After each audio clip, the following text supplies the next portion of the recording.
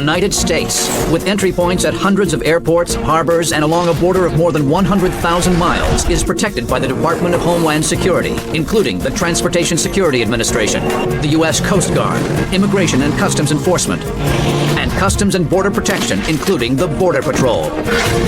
This is Border Security USA. Oakland, California, home to the 5th busiest container port in the U.S. Nearly 1,000 freighters empty their cargo here each year, and Customs and Border Protection must consider every person on board a potential threat to Homeland Security. Today, there's heightened concern about a ship arriving from Fiji.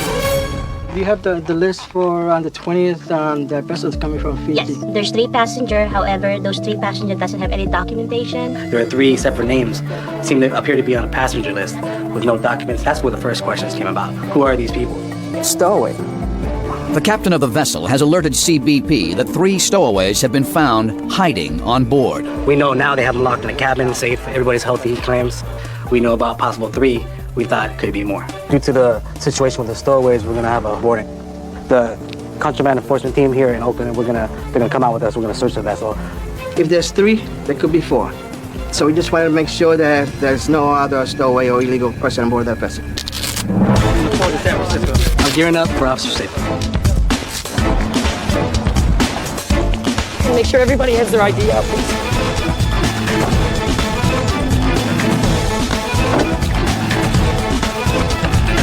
Yeah, I see it. We don't really know what we're getting ourselves into out here on the ship. Yuma, Arizona. The Sonoran Desert can be a gorgeous spectacle of sweeping beauty. But it can also be a death trap for the illegal immigrants who cross from Mexico into the U.S. and attempt to hike 80 miles of blistering wasteland to reach the closest U.S. highway. To find them, the Air and Marine Interdiction Team often joins forces with Border Patrol agents. All right, I'm set. You guys ready? We're just going to go straight south to the border. This is the actual line here, highway you see just on the other side of the fence. That's Mexican Highway 2. Right now I'm just cutting the line to see if anything came in. Sign cutting is the art of tracking footprints or whatever else you might have out there. If somebody wants to jump over that fence, if they just run across, you can see the footprints across it. We're working in an area that the agents can't work in their vehicles. So if we don't go out there, nobody knows anything even came in. I'm seeing footprints down here. That they're either in these hills or hanging a hard right. We knew they were sleeping or hiding somewhere out there. It's more a rescue operation than an attempt to try and catch illegals. They have no idea they're going to walk 4 or 5 days. They can't possibly bring enough water.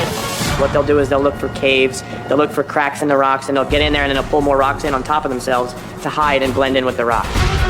They're in those mountains somewhere. Oh, there we go. They're underneath those rocks, I think. Our pilot was able to locate something that didn't look right. We lowered down to take a real close look.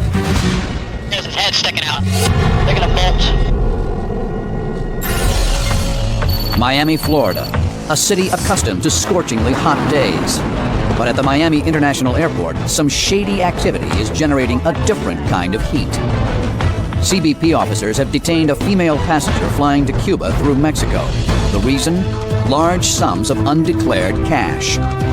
The law states that you can bring and take out any amount of money, but anything over $10,000 has to be declared. If you don't declare it, you're subject to arrest. She's a Cuban national? Cuban national, paroled in 2004. Okay. She reported $10,000. On our currency verification, she has the amount of $24,400. This started out with a passenger who was traveling outbound, and she went through the TSA checkpoint, and they x-rayed her purse, and they saw something in her purse, like a big, thick block. So they immediately stopped her. When they saw the initial stack of money, it was about this thick. It was a big stack of hundreds, and they knew that she had more than $10,000 and that she had not filled out the proper documentation or declared it. She's being inspected inside one of the search rooms. They're patting her down, make sure she has no other currency or anything, any other contraband on her, and the case goes on from here.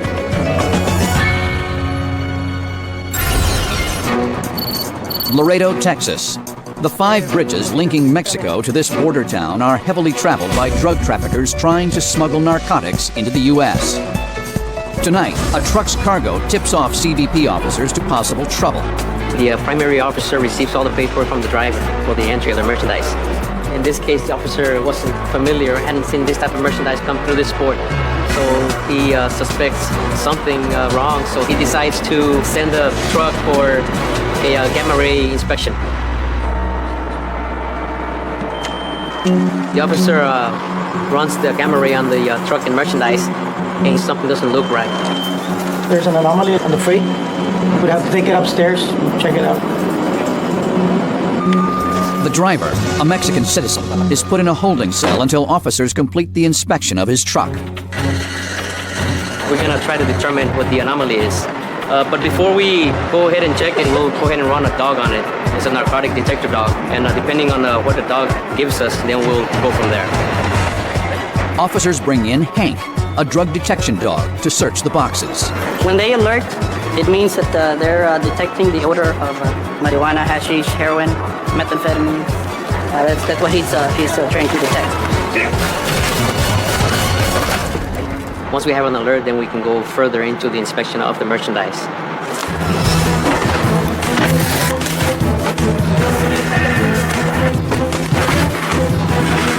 Got it? Looks like a man-made ornament for outdoors. They're trying to make it look like it's all stone, but doesn't feel like it's all stone. It's not as heavy. So we'll break a piece of, and then we try to access the inside.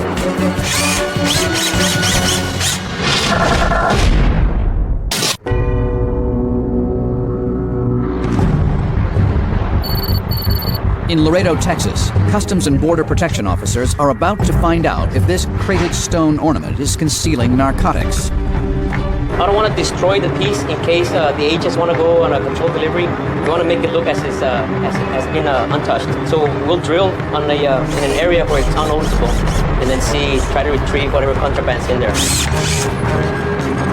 This green leafy substance looks like marijuana, but we'll test it to make sure that's what it is.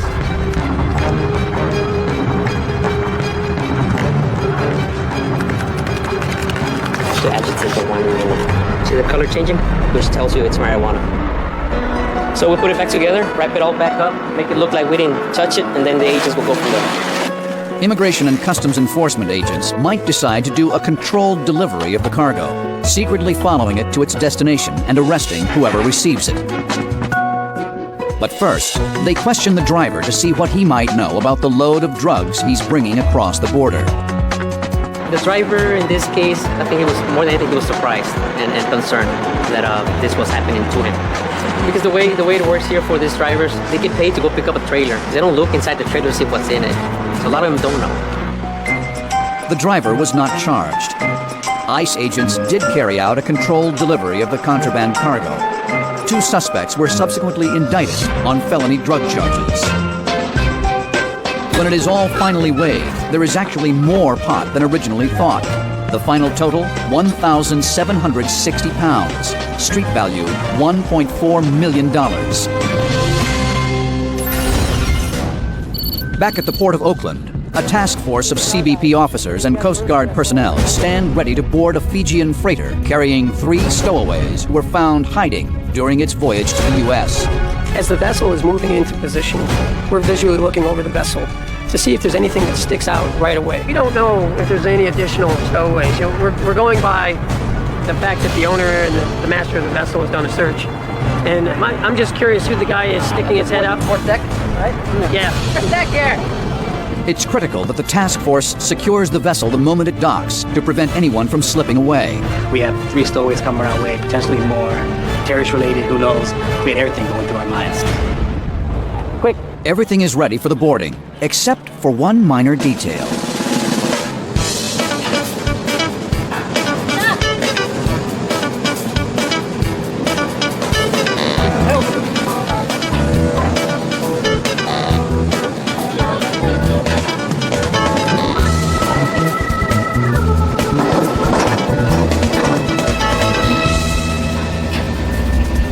With the gangway finally in place, the strike force boards the freighter. One squad immediately heads for the cabin where the stowaways are holed up and surrounds it. A second squad rounds up all the crew members and sweeps the ship for additional stowaways. There's dozens of holes on this vessel. So now we're just going to keep leapfrogging from one to the next, doing a search and see if there are any more possible stowaways inside. Once the search was completed, they had actually found the actual location where the stowaways had been hiding. These are the personal effects, the items that were found. These look like the stevedores' clothes. They believe that the stowaways came on impersonating stevedores or dock workers. No additional stowaways are found. Now the task force gets ready to enter the cabin and apprehend the 3 stowaways. It was very close quarters. The vessel was a smaller vessel, so we had a real big game plan, but we had to change it a little bit when we got there because of the logistics of the situation. They're secured in a cabin right now, but who knows what they're doing in there. So we're gonna be the first ones to open the door. You know what I mean? So you can imagine what's going through our head. What are they gonna jump out? Are they gonna, attack us? Are they gonna try to run at that point? United States Customs and Border Protection. You guys back up from the door, okay? You hear me? Yuma, Arizona.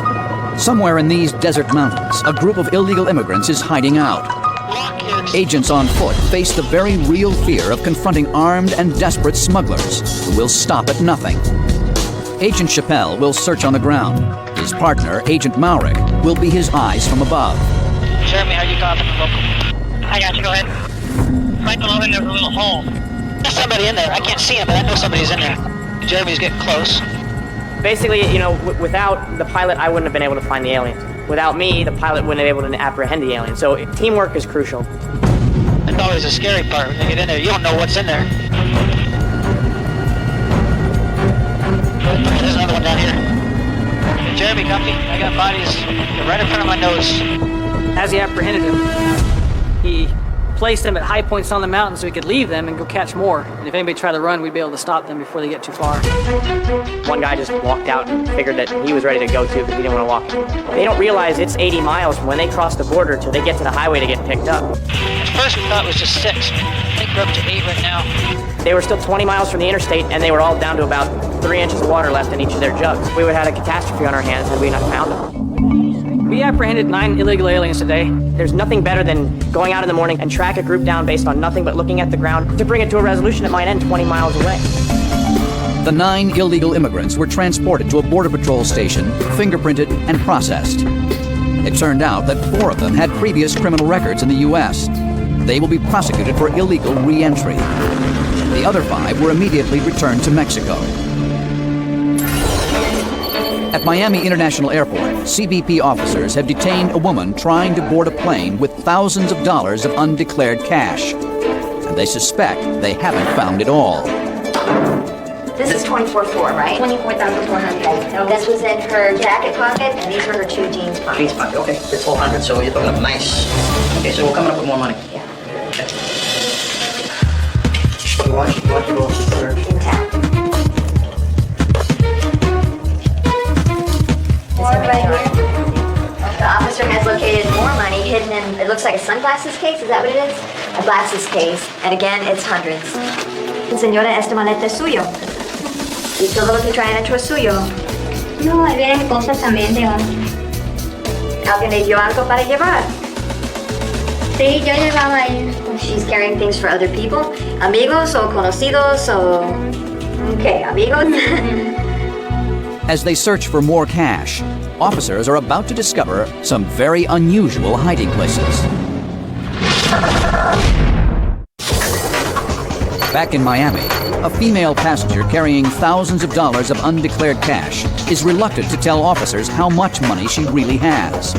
With one more bag still to search, officers hope it will bring them closer to the truth. So we opened the bag and started doing the inspection. There was a bag of female pads in there. There's a name shirt up there where it's currency concealed in the actual pads. Hundreds folded up inside the pad, and then the packets were closed completely. It's negative. There's another positive.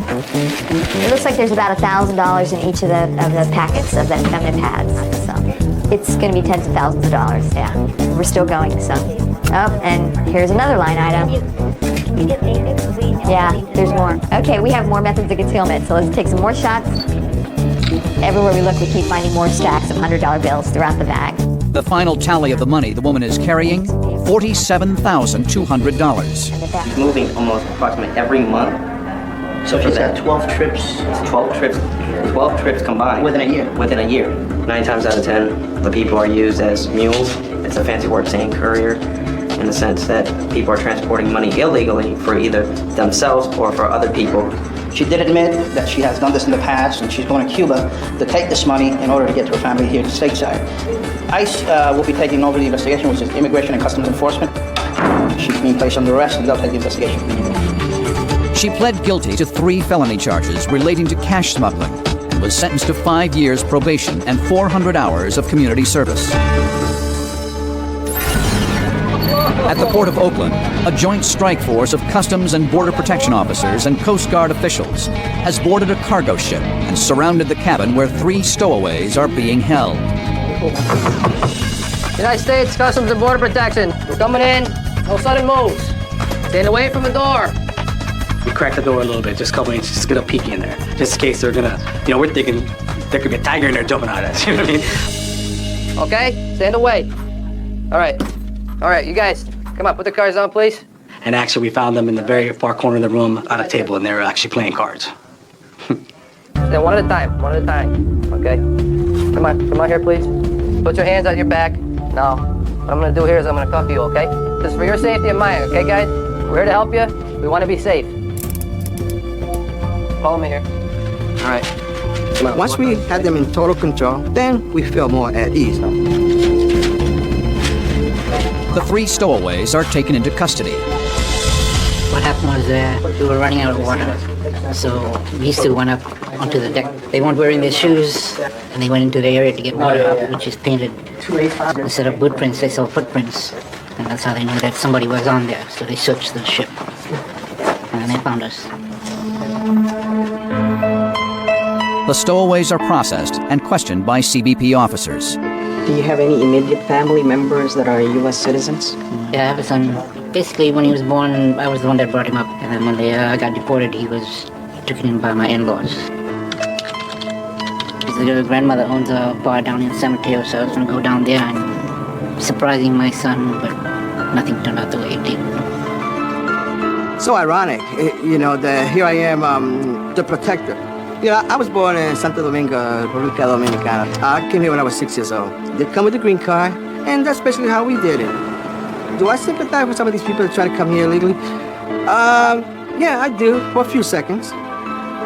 Coming illegally, but, hey, you have to do the way I did it here in the United States. 1 stowaway was deported. The other 2 petitioned to stay in the U.S. and are awaiting a hearing.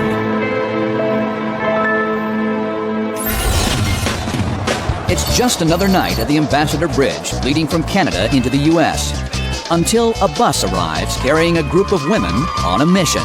And CBP officer Chris Wolf-Wolantarski suddenly finds himself in the midst of a wild celebration. We have 16 gals coming across the border. It's a bachelor party, but sometimes we like to look for any type of contraband coming in, because you just never know. So that's the whole reason why these gals are in here. It's very hard for the primary officer to go through all 16 people at one time. We'll take care of that secondary. We're going to look inside the vehicle and see what's going on. Write it down. You minded it. You have in the cooler, alcohol, liquor. So your basic, part of your favorite stuff that you see. Nobody's in the back. No drug paraphernalia. We're looking good, so we're about to kick these gals out of here to enjoy their bachelor party. No.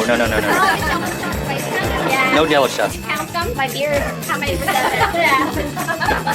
You girls enjoy your bachelorette party. We're gonna get you out of here in a couple minutes, okay? It's a bachelorette party. These girls are having a good time, obviously. I've had blow-up dolls. I've had... Can I say this? Blow-up on buses like this, and it's like... But you still have to do your job. Right. I mean, you can smile, you can laugh. Sometimes they'll even ask you to sign the dolls. I've had that happen. Like, nah, that's all right, but you still have to do your job. Can we do a picture with you guys? Yeah. I'm not okay with that. He's probably married. I am married. I'm a married guy. I'm not here to combat or try to engage with other women. It is all fun in the games. I love my wife.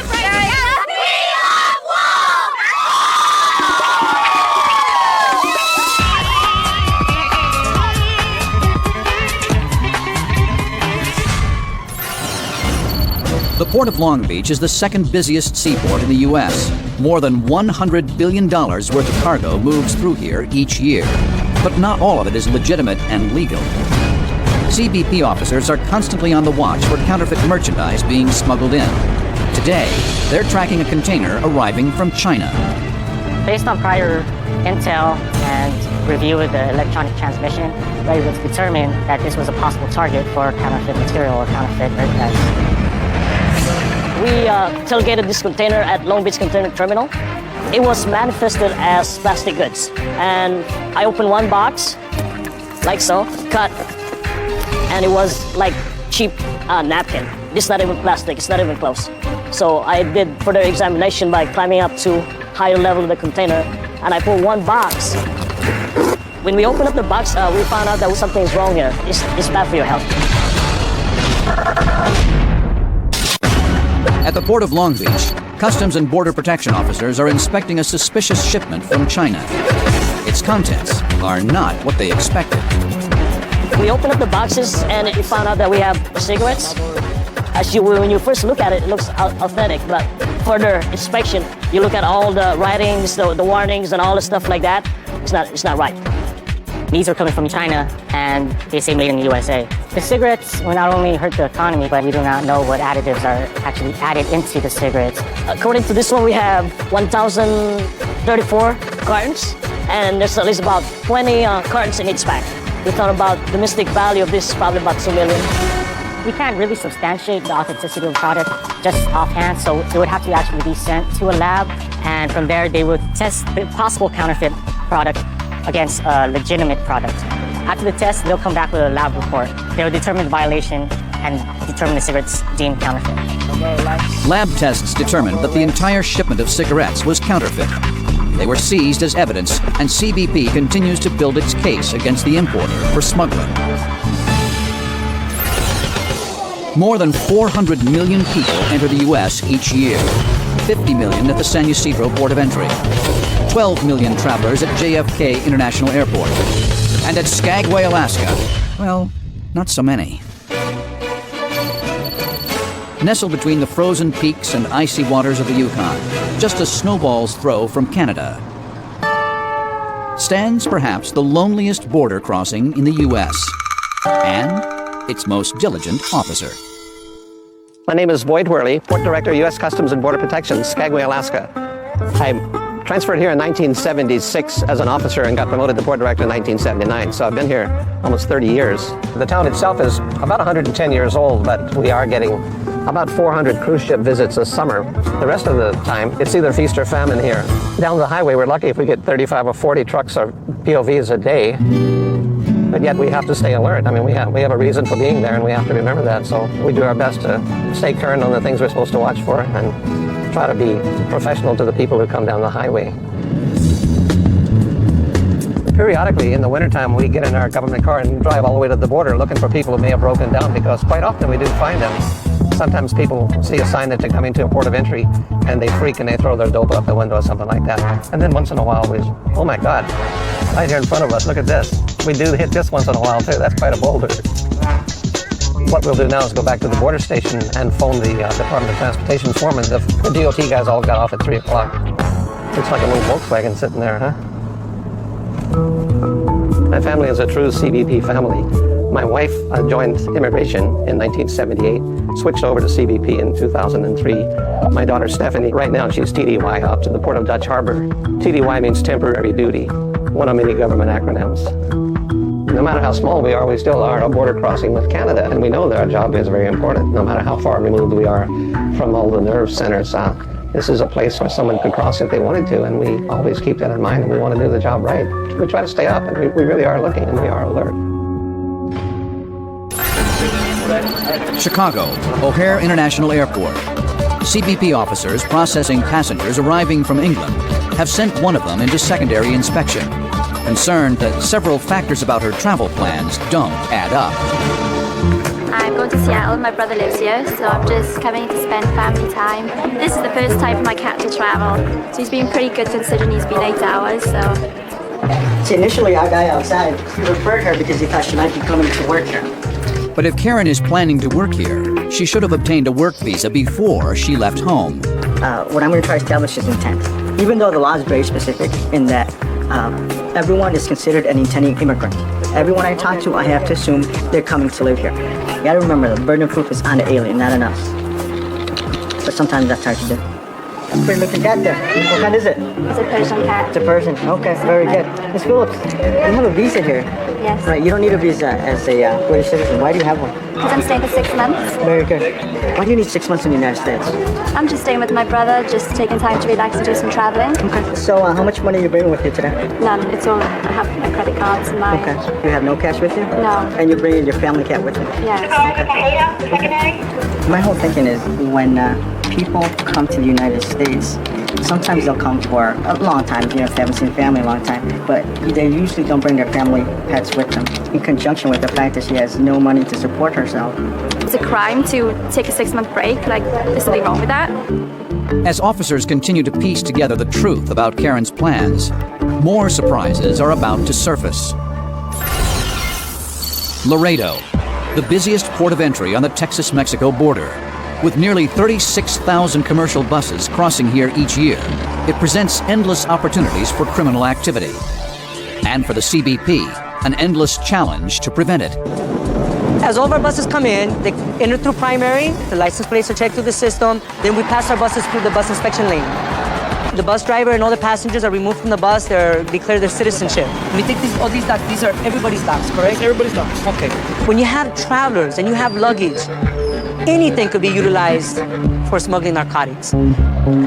Anything? Even these? In this particular case, the individual had no luggage except for 4 cabinet doors. It is not typical. You do not bring in just 4 cabinet doors on a bus that's coming from central Mexico going all the way to the Chicago, Illinois area. That was very unusual. As the individual placed the cabinet doors through the x-ray, immediately anomalies were noted. The anomalies that we're looking at right here are the blocks in each cabinet. Should not look that way, so. The suspect is put in a holding cell while the cabinet doors are more closely examined. Anything that they have could be utilized to smuggle narcotics. Heroin, cocaine, you don't need big volume spaces to smuggle that type of merchandise. We'll go ahead and call the canine so you can come run it and see what the dog said. As this traveler, posing as a do-it-yourselfer, done himself in? Laredo, Texas. When Customs and Border Protection officers spotted a man carrying only 4 small cabinet doors on what was to be a 1,000-mile bus trip, they knew instantly that this was too extreme for just a home makeover. And we brought the doors into our secure secondary area, and they were inspected by the canine officer. The canine officer advised of a positive alert to narcotics in the doors, and after that was done, then we actually drilled one of the doors. It's a white powdery substance. There is some type of narcotic in there, and we're going to field test it and see what it is.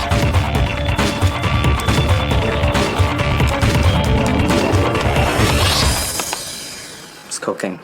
In this particular area, we have a lot of smugglers that will rely on good luck charms, religious items. Instead of the crucifix, they have a picture of Jesus Malverde. Jesus Malverde is a saint that was made up by the drug traffickers. He will protect narcotics, firearms, and currency. And this individual had a rosary around his neck with a picture of Jesus Malverde. I carry 3 of my holy cards in my wallet at all times. La Virgen de Guadalupe, San Lázaro, Santa Barbara, and I feel a little protected. Of course, this is not my only protection that I have. I have my experience, we have our co-workers. But all the good luck charms in the world couldn't stop this man's luck from running out. He pled guilty to possession with intent to distribute cocaine and was sentenced to 4 years in prison.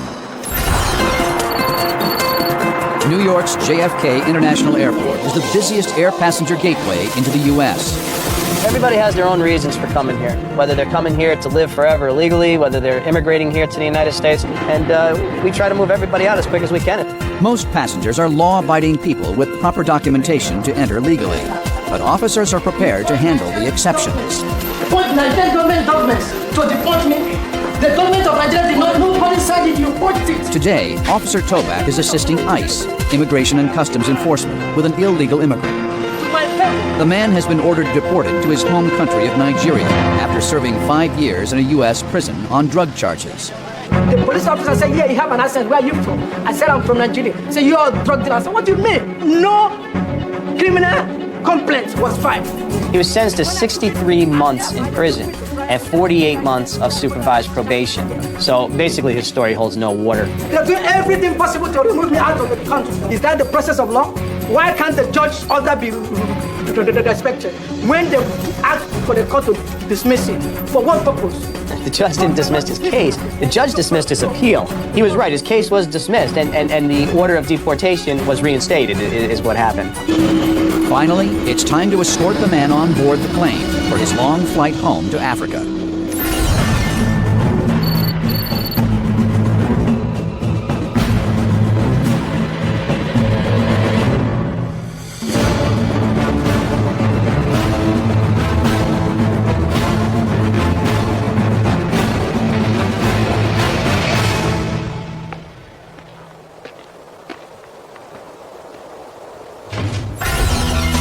Back in Chicago, an odd mystery is unfolding.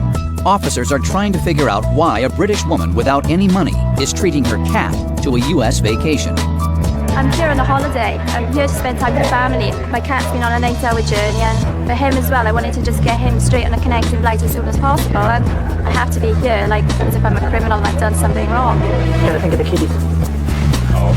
We have a place for the alien. We just have to make sure that the cat is comfortable. Wow, you've come to the United States alive.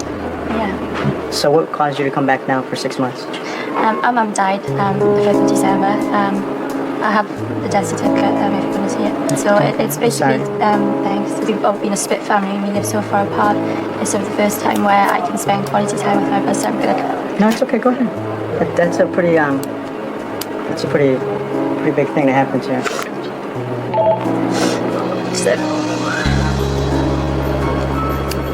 What did your mom pass away from? Cancer. Yeah. Where's your dad? I don't have one. He planned to me when I was 1. Yeah, it's kind of tough. Okay. Do me a favor, could you wait for me outside, please? Officer Sotomayor meets with his supervisor to discuss Karen's fate. I was thinking about going through her bag. Yeah, why don't we get see if we can find Chris to anything help in you out, go through the bags, Yeah. and then we'll make that decision. Yeah.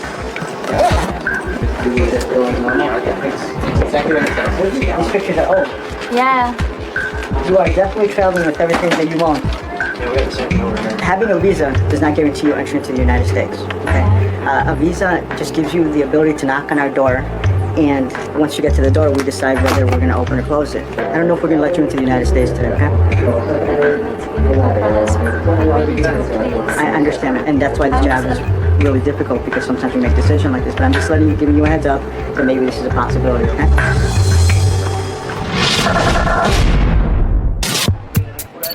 At O'Hare International Airport, a British traveler who officers suspect is looking to illegally start a future in the U.S. could have her plans derailed by a suitcase full of photographs and memories. These old pictures, these look like pictures I have when I was a little kid. This isn't stuff that a tourist brings. This is someone who, like when you move from apartment to apartment, this is stuff that you would take with you. She had no ties. Her mom passed away, and all her family is here. She's got nothing back home. Everything is here. Laptops, cat. Look at those bags. Like I was joking earlier and I said, where are you running away from home? She's running away. She's running away from home. Okay, Ms. Phillips. This is pretty hard. Ms. Phillips, after interviewing you, you appear to be inadmissible to the United States. Okay? This is one of the hardest things to do of our job, is trying to make these decisions. And the law is really specific. You appear to be an immigrant to the United States, okay? I'm going to give you the option of withdrawing your application. If I remove you from the United States, you're going to be barred from the United States for 5 years or longer than that. So which option would you prefer? I'll withdraw. Okay. Do you have any questions or anything else that you'd like to add? I don't understand why I'm being punished for just wanting to spend time with my family. Hey, it's me. No, they're sending me back. I've really been interrogated as to why I'm being here for 6 months. To them, it's not as simple as I just want to be with my family. Questions about every little thing. Why have I got photos? You know, Mum has died and I've got photos that I'm bringing back. And they're looking at everything as if there's something untoward. All right, ta-ra, babe. Bye. It's a hard job. You know, I've worn a uniform in my country since I was 17. I consider myself a really good officer. I've been doing this for over 10 years. So, you know, I make sure I'm always within the law, but there's always a human side. And she's a nice lady. It wasn't personal. I just really, truly think she was coming to set up shop here. Since Karen was found inadmissible to enter, she will have to reapply for a new visa to try to visit the U.S. in the future.